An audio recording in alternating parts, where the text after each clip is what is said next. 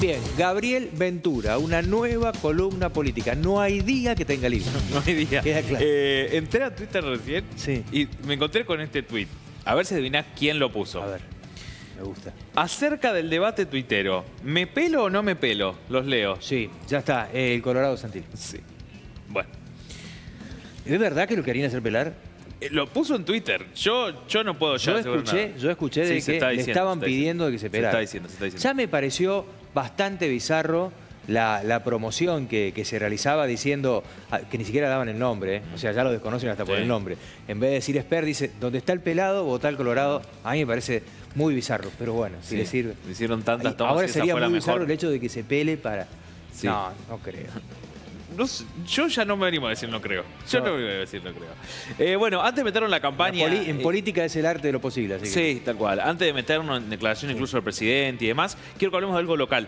Claro. Porque así como hoy en una entrevista el intendente reflejaba, lo reflejabas en las informaciones hace un ratito, dio la fecha del Festival Internacional de Peñas, hizo una presentación en el Centro Cultural Comunitario Leonardo Fabio, donde habló de 32 frentes de obras que lleva adelante el municipio, algunos de ellos de los que se viene informando en la diaria desde el equipo de comunicación municipal y donde dio algunos anuncios. Hay uno que ha resonado durante la jornada del día de hoy, porque por ejemplo, algunos anuncios que fueron reforzados, como por ejemplo la construcción del Fórum en el Parque de la Vida, algo que ya ha sido anunciado ante el Consejo Deliberante hace algún tiempo, donde se construirá ese lugar allí en el Parque Ferrourbanístico. También obras que tienen que ver en los barrios, con los centros de promoción familiar, con el asfaltado y demás. Bueno, en un claro repaso también, porque Castelo habló mucho del acompañamiento que hay desde el gobierno provincial, ¿no? Para esto, y también uno lo entiende y esto es leíble en la recta final de la campaña electoral. Pero además de este repaso de obra, Castelo anunció algo de lo que viene hablando desde hace un tiempo, que es esta búsqueda que tenía el municipio de comprar el edificio que pertenecía al Procrear, que se estaba construyendo en tierras que eran del Estado municipal, que habían cedido al Estado nacional, que tiene un avance de obra y que desde la llegada al gobierno de Javier Milei, primero con la paralización de la obra pública y en segunda instancia con la disolución de lo que fue el fideicomiso Procrear, eso se vio totalmente paralizado. Exacto. Recordemos que allí iba a haber 80 departamentos. 80 departamentos en un lugar bárbaro de Villa María, decimos a la gente de la zona, porque está pegado a la terminal de ómnibus. Sí, totalmente, pegado a la terminal de ómnibus, y iba a dar una solución habitacional por el sistema Procrear muy importante. Y estructuralmente tenía sus bases, literalmente sus bases, ya con los cimientos,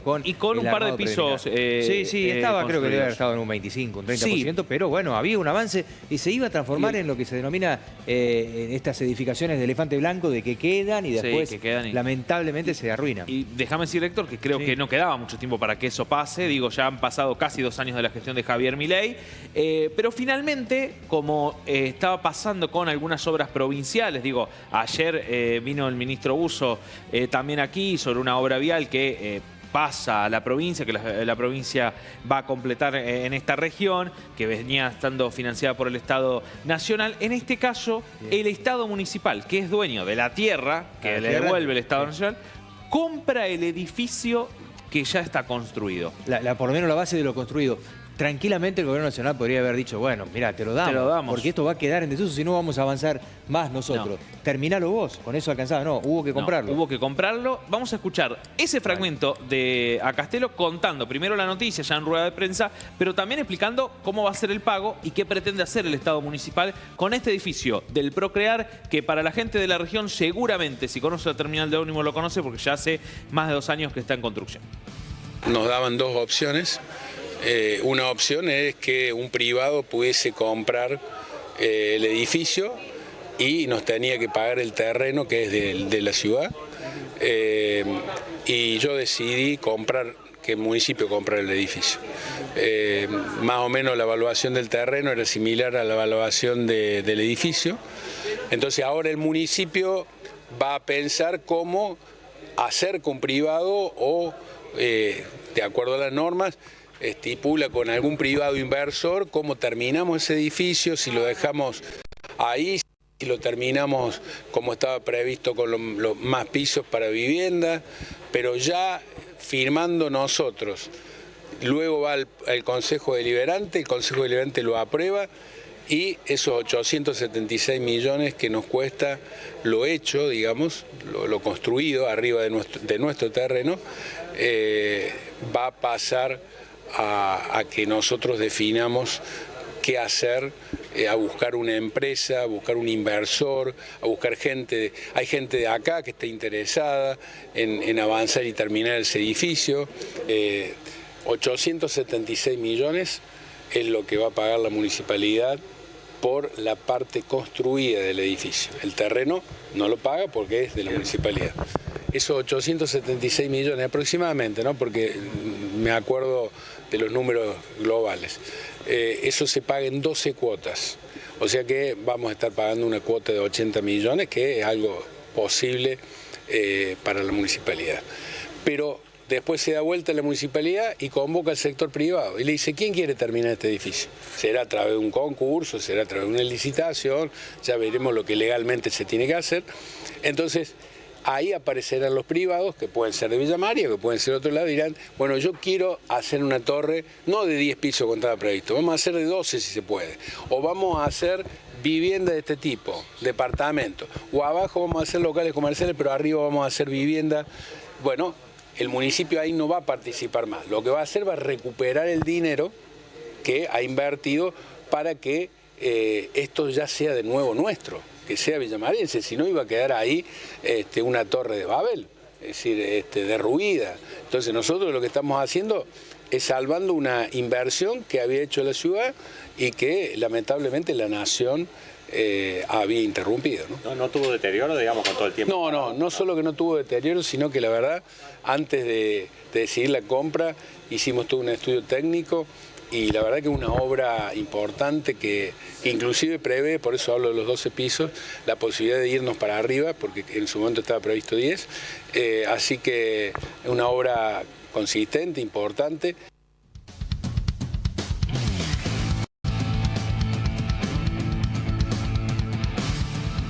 Por un lado bien, porque es recuperar algo que esto iba camino a la ruina. Ahora, lo que cambia claramente es que ya lo que era la idea original, que era por el procrear, para familias que es muy difícil llegar a su casa propia, eso en realidad queda por fuera. Ahora, si esto se vende a un privado, irá por el camino del privado y totalmente ajeno a lo público. Sí, totalmente. Lo que yo interpreté de lo que dice. Sí, en realidad lo que está claro ahora, a este momento, es que el municipio finalmente recupera el terreno y compra en 12 cuotas de aproximadamente 80 millones la parte construida. Que me parece importante destacar una cuestión que dice Castelo, que pese a que hace 2 años que está esto paralizado, más o menos, dice, tiene muy buen nivel de construcción y de buena calidad, digo, para destacar también, digo, ¿no? Esto que se hizo en gestiones anteriores, tanto municipales como nacionales. Hasta fue la última parte, no se pudo terminar. Fue el final, sí, porque arrancó ahí. Pero también, eso es lo que está claro, Héctor, digo, porque incluso eso que dijo en la conferencia de prensa también lo dijo en el discurso. Dice, ahora el Estado municipal se da vuelta y a ver qué aporta el sector privado. Hay que ver quién lo compra y cuál es el objetivo, porque quizás allí se terminan haciendo o locales comerciales o oficinas y ahí va a estar. Yo creo que habrá que intervenir desde el Estado municipal cuando se termine llegando a un acuerdo a ver si eso puede destinarse a la población que finalmente estaba destinada. Yo por lo que interpreto, yo lo interpreto al igual que usted. Sí, yo lo que interpreto es que una vez que se recupere ese dinero, obviamente que no quede la ruina, pero ya el privado va a decidir cómo lo vende y me parece que va a ir por otro camino distinto a lo que era la naturaleza de un plan, en realidad, para la gente que más lo necesitaba y que se hacía muy difícil llegar a la casa propia.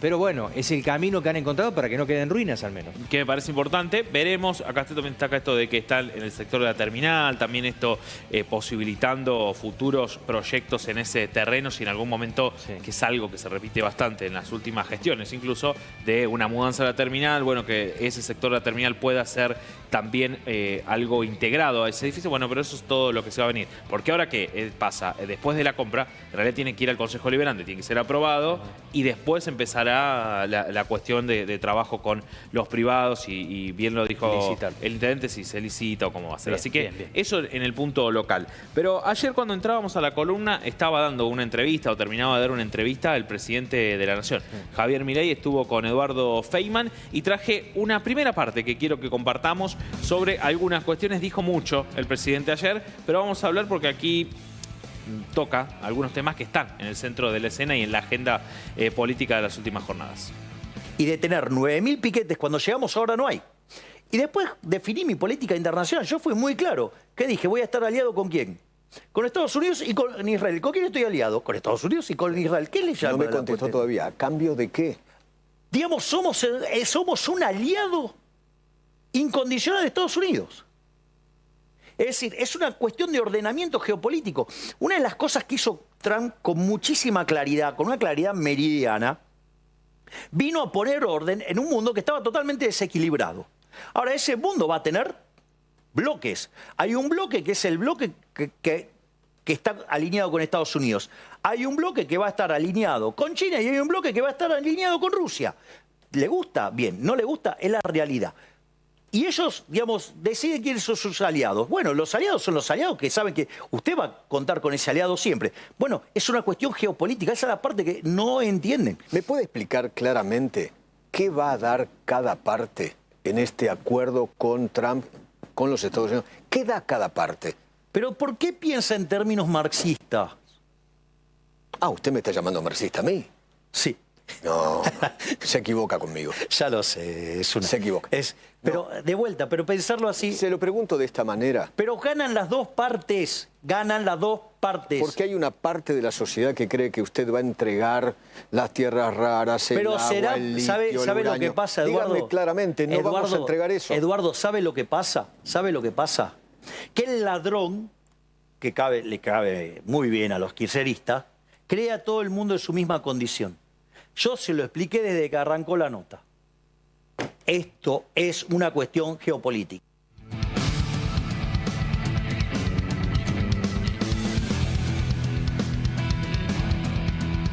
Hay una ABC casi de protocolo en La Libertad Avanza y en otros partidos también, en el PRO también.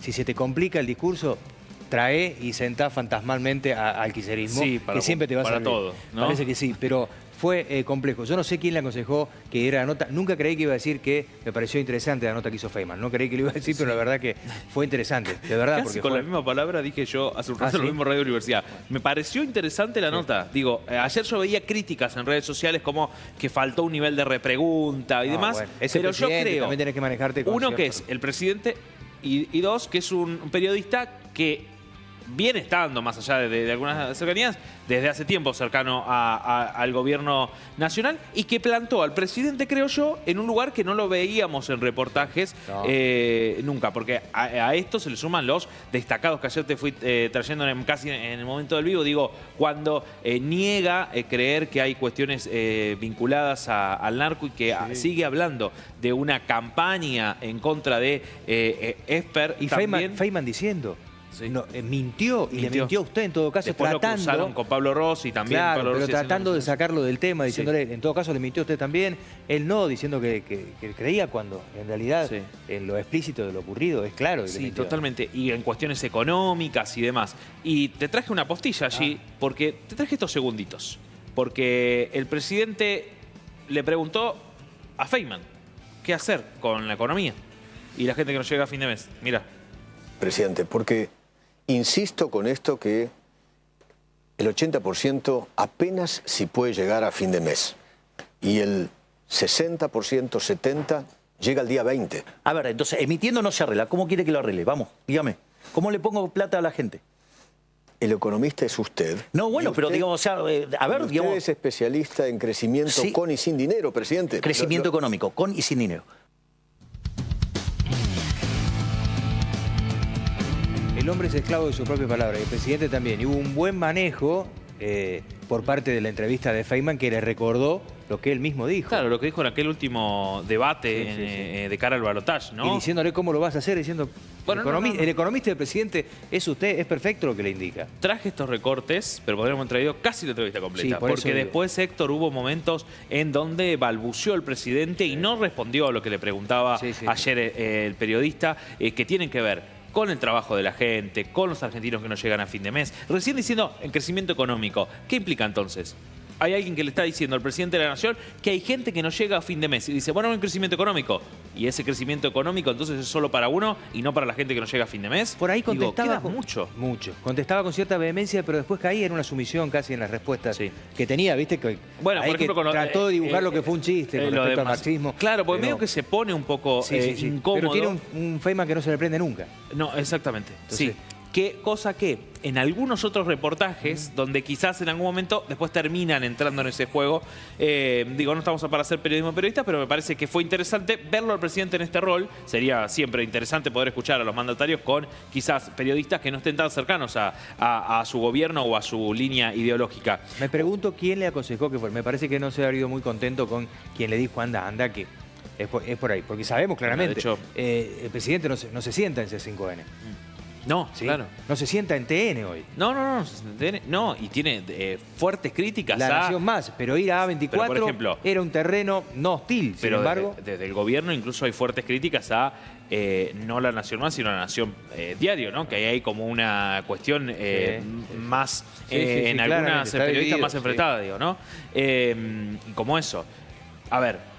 Del otro lado pueden decir, bueno, hay otros representantes de gobiernos anteriores que tampoco iban. Sí, es verdad, pero es necesario y lo vamos a seguir pidiendo. Digo, me parece necesario que los gobernantes, que los intendentes, que los gobernadores, que los presidentes puedan hablar con nosotros, con colegas, ser el nexo con quienes están del otro lado para poder saber. Y que un presidente a un periodista, quizás menos cercano, casi se le burla en la cara cuando le está preguntando por gente que no llega a fin de mes. Digo, después había recortes de eso, bueno, que diga Feynman dónde está la gente que no llega a fin de mes, el presidente retuiteando cosas, me parece gravísimo. Me parece que en el mano a mano, e inclusive no lo negó nunca, ¿eh?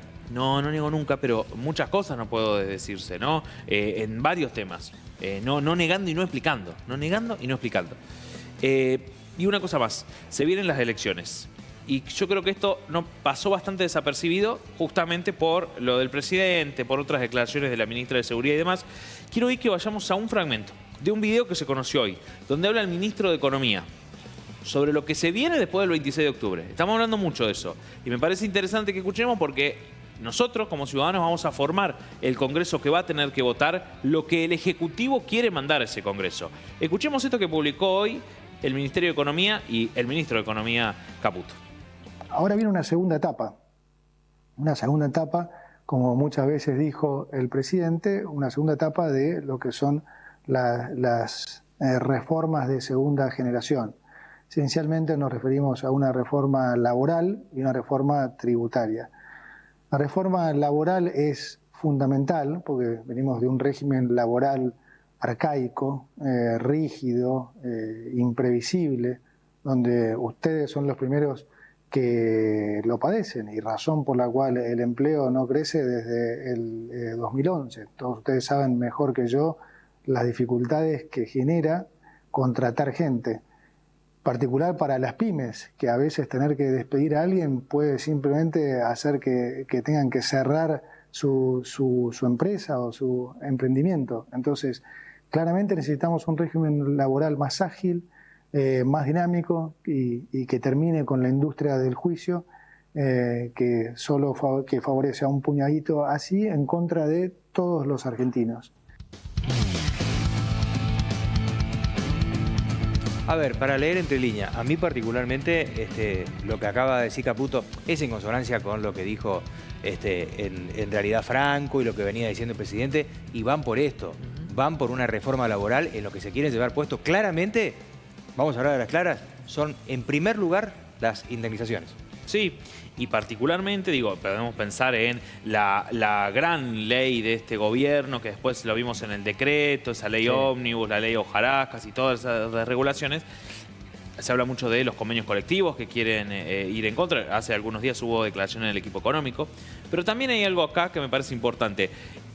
¿Que este país necesita una reforma laboral? Sí, necesita una reforma laboral. Digo, los tiempos han cambiado. Hay muchos trabajos que quizás no se adecuan a las reglas de juego que venimos conociendo. Ahora bien, ¿quiénes son los protagonistas de esa reforma laboral y a quién va a beneficiar? Si hay un ministro de Economía como Toto Caputo, que ha estado en gobiernos que han endeudado este país, que ahora una vez más está en ese sentido, y está hablando de una reforma laboral, pero no está dando los detalles.